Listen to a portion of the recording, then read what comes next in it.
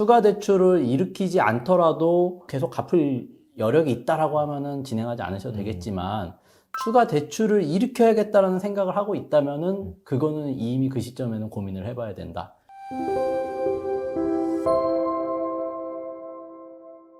안녕하세요. 젠틀한 싸움닭의 유익상 변호사 김운찬 변호사입니다. 유익상 변호사님 채널인데 네. 저 오늘 좀 기생하려고 나왔어요.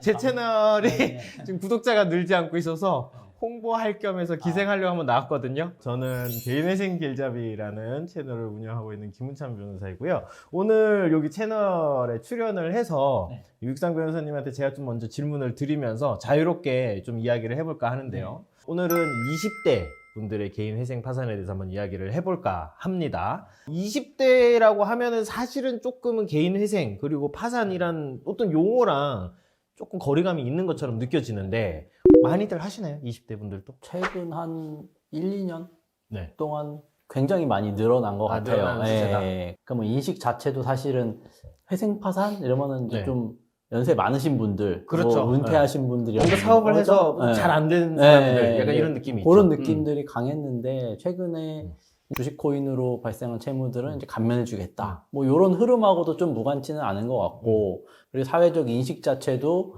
회생 파산이 예전에는 뭐 이제 굉장히 좀 안 좋게 인식됐다면 요새는 어떻게 보면 당연한 권리 중에 하나로 좀 생각하는 인식도 생긴 것 같고 이러면서 점점 20대의 비중이 좀 많이 올라가는 느낌이 있어요.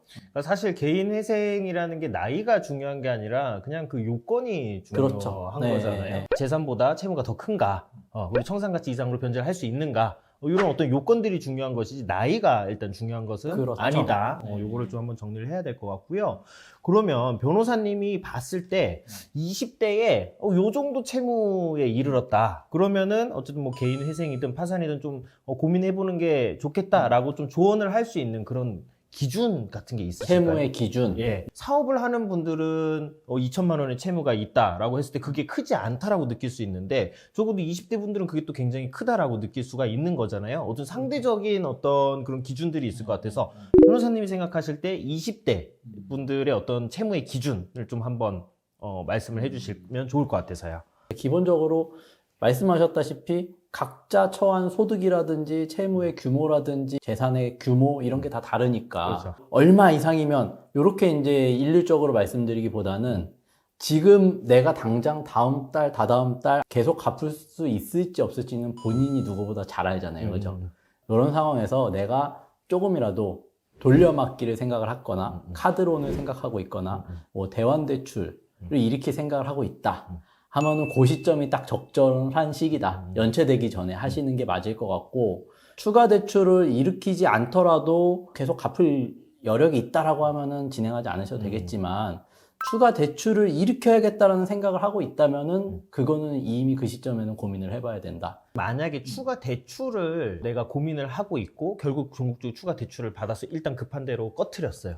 이런 경우에도 결국에는 개인 회생이나 파산으로 끝날 그런 어떤 절차를 이용하게 될 가능성이 높다라고 보시는 거예요? 매우 높고 거의 한 99%라고 보는데 많은 분들이 특히나 좀 젊은 분들일수록 좀 착각을 많이 하고 계신 것 같은 게 카드론도 그렇고 특히나 리볼빙 같은 경우는 당장에 내가 다음 달에 200을 갚아야 되는데 이거를 뭐 10%, 20만 원만 갚고 뒤로 미루는 거잖아요. 나눠서.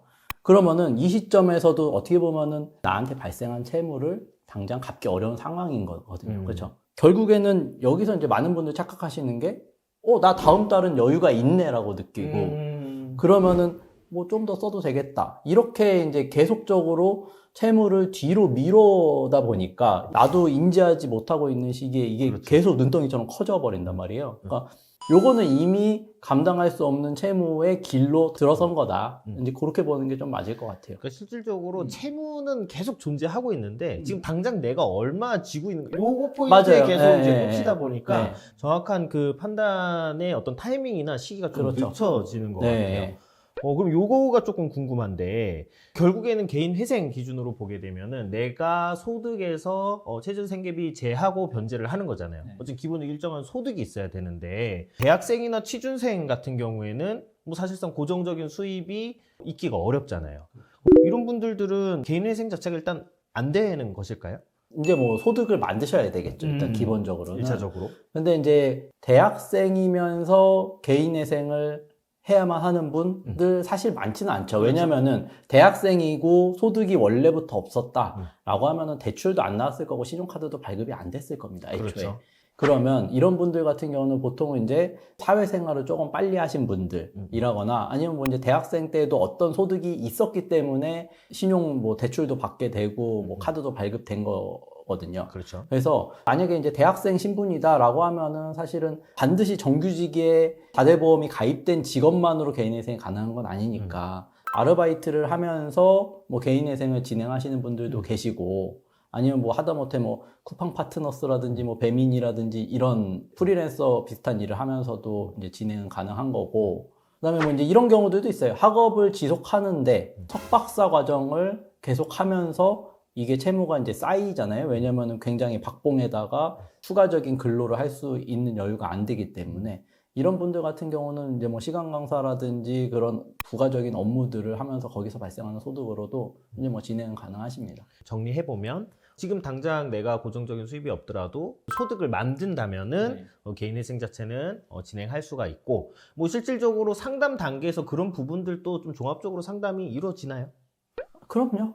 상담 직접 하시잖아요. 네, 상담해보시면 그런 거 안내드리면서. 제가 남의 채널 와서 제어를 어필할 수 없으니까 띄워드리는 거 아닙니까? 예. 보통은 직업이 없는데 어떻게 해야 됩니까? 어떻게 해야 돼요? 뭐 이제 이런 많죠. 분들 이제 물으시긴 하는데 만약에 직업이 없는 상태에서 접수를 들어가게 되면 계속적으로 발생하는 소득, 최저생계비 이상의 소득이 있어야 되는데 그럼 변제 재원이 어디 있냐, 어떻게 갚을 거냐라고 바로 고정명령이 나와버린단 말이에요.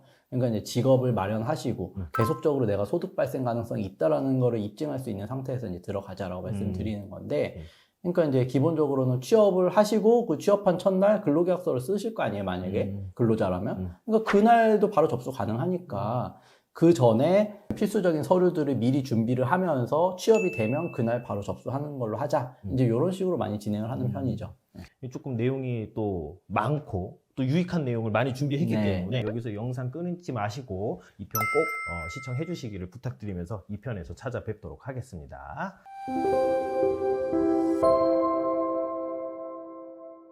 안녕하세요. 젠틀한 싸움닭의 유익상 변호사 김운찬 변호사입니다. 오늘은 20대 분들의 개인 회생 파산에 대해서 한번 이야기를 해볼까 합니다.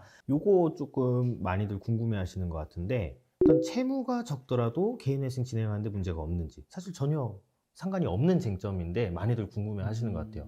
예를 들어서 내가 채무가 크지 않아요. 1,000만 원 이하의 금액의 어떤 채무를 내가 부담하고 있을 때 개인 회생 진행하는데 문제가 없습니까? 이거에 대해서는 조금 뭐 설명을 한번 해주실 수 있을까요? 그러니까 법에 채무 얼마 부담해야 가능하다. 최소 채무 규모가 얼마다. 이건 없잖아요. 그렇죠. 채무의 상한만 있을 있죠. 뿐인 거지. 근데 개인 채무자의 요건은 있죠. 그렇죠. 파산의 원인이 있을 때 아니면은 그런 염려가 생길 가능성이 있는 거. 그럼 파산의 원인이라는 거는 뭐냐? 채무를 갚을 수 없을 때 아니면 지급이 정지한 때니까 곧 못 갚을 사람 아니면은 이미 못 갚고 있는 사람인 거잖아요. 잠깐의 유동성이 조금 막혀가지고 못 갚는 게 아니라 이런 상태가 지속적으로 계속 못 갚는 상황인 거를 얘기를 하니까 하다못해 뭐 채무가 1,000만 원이라 하더라도 내 소득에서 최저생계비를 빼고 나한테 남는 월 소득액이 몇십만 원 수준이다라고 하면은 이거는 뭐 몇 년을 갚더라도 못 갚을 수 있는 상황인 거고 그렇죠. 반대로 생각해서 내 채무가 3,4천만 원 된다 하더라도 내 소득도 뭐 한 달에 뭐 2천만 원, 3천만 원이다라고 하면은 이건 몇 달이면 또 갚을 수 있는 거잖아요. 그러니까 이거는 좀 상대적인 개념으로 보셔야 될 것 같고 결국에는 이런 상태에서 내가 계속 갚을 수 있을 거냐 일시적으로만 못 갚는 거냐가 더 중요한 포인트일 것 같아요. 통상적인 아르바이트를 하고 좀 수입이 있다는 가정하에 최저생계비 공제하고 개인회생을 진행을 한다라고 했을 때 1,000만 원 정도 채무는 3년 정도 변제하면은 사실은 거의 다 변제가 된다라고 대부분의 케이스에서는 그렇게 봐야 될 것 같고요. 그래서 사실은 개인 회생이 안 된다 생각을 하시는 건 이게 채무가 작기 때문에 그렇게 생각을 하시는 건데 그렇게 보실 건 아닌 것 같고 내 소득이랑 뭐 여러 가지 종합적인 사정을 따져봐서 경우에 따라서 워크아웃이 유리할 수도 있잖아요. 그렇죠. 그래서 그런 부분을 종합적 상담을 한번 받아보시면 좋을 것 같습니다. 요것도 좀 궁금할 것 같은데 20대 초반 그리고 20대 중반 그 나이대에 많이들 받는 대출이 이제 학자금 대출이 있을 수 있고, 그다음에 청년 버팀목 전세자금 대출도 받을 수 있어요.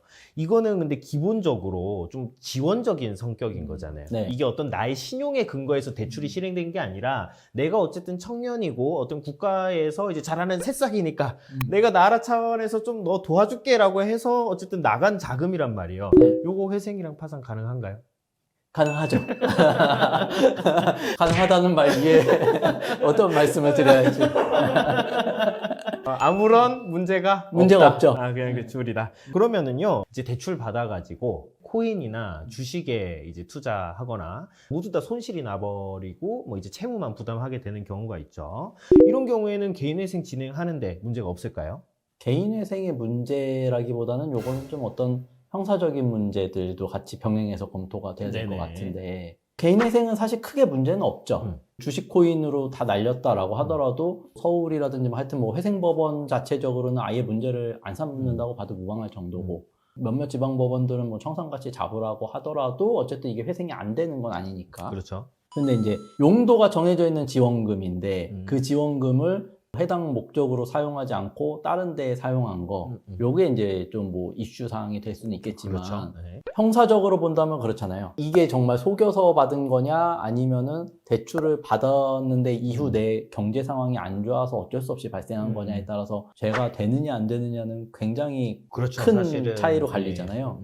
그러니까 이제 그 관점일 것 같아요. 애초부터 이거를 지원금이 나오는 그 목적으로 쓸 생각이 없었으면서 속여서 받아놓고 거기다 딴 데다 쓰고서 개인회생에 들어간다라고 하면은 이거는 뭐 이제 뭐 사기죄라든지 이런 문제가 되겠지만, 받을 당시에는 원래 그 목적에 맞게 썼다가 내가 이후에 경제 사정이 안 좋아지거나 어떤 계기로 인해서 용도가 전환됐다라고 하면은 사실 그거는 죄가 안 될 가능성이 매우 높잖아요. 그렇죠? 그렇죠. 이제 그런 관점에서 보면 되지 않을까. 결과적으로 회생 진행 자체에는 뭐 크게 문제가 없다. 회생은 다 되는군요. 그렇죠? 예, 다 되게 만들어 주시니까. 변호사님 네. 보시기에도 뭐 거의 아이, 그렇잖아요. 그럼요. 그렇죠? 네. 네. 자, 그러면 이제 뭐 다양한 나이대가 있어요. 20대도 있고, 30대도 있고, 40대도 있고, 뭐 나이대에 따라서 개인 회생이 뭐 달라진다는 건 사실 말이 안 되기는 하는데, 20대의 경우에 개인 회생, 뭐 파산을 진행하는 경우에 제도적인 이점이나 불이익은 없는지에 대해서 한번 설명해 주실 수 있으실까요? 불이익은 뭐 전혀 없는 것 같아요. 오히려 그냥 훨씬 유리하죠. 네.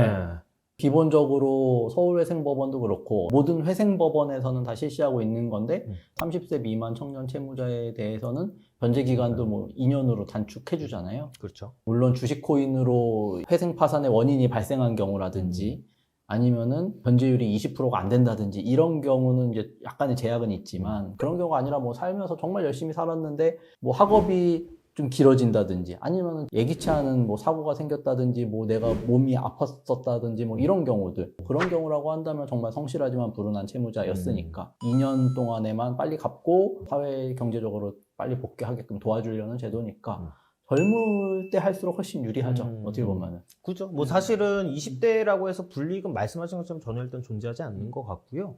이점으로 봤을 때 말씀하신 제도적으로 변제기간 단축할 수 있다는 이점 이외에 장래의 어떤 경제 활동을 계획하는 단계에서 사실은 경제적인 리스크를 정리하고 간다는 측면에서도 사실 20대는 분명 좀 법률 외적인 이점이 있다라고 저는 개인적으로 생각을 하고 맞습니다. 있습니다. 네. 사실 이제 20대의 개인회생이라는 주제에 대해서 지금 이야기를 나누고 있는데, 그래서 영상 끊지 마시고 시청해 주시기를 부탁드리면서 찾아뵙도록 하겠습니다.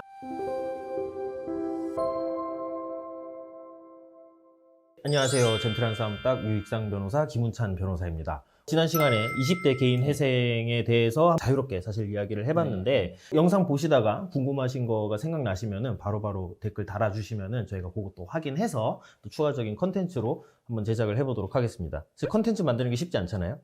어렵죠. 예, 제가 질문을 많이 주시면 저희에게 큰 힘이 됩니다. 사실은 이제 개인회생이나 파산이나 이제 상담을 많이 하고 또 사건도 진행을 많이 하시는데, 20대 분들의 경우에 개인회생을 어떤 진행하는 가장 큰 어떤 이유, 뭐 원인이 무엇인지 설명을 해주실 수 있을까요?